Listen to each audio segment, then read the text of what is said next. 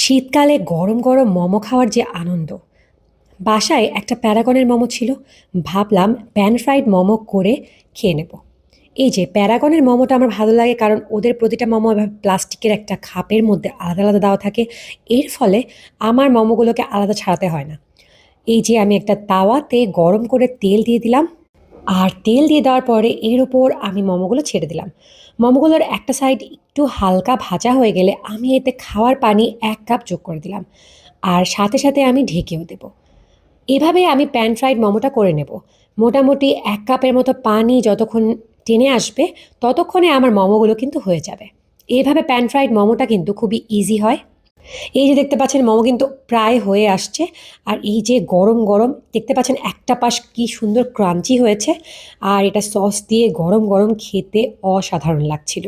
ধন্যবাদ ভিডিওটি দেখার জন্য।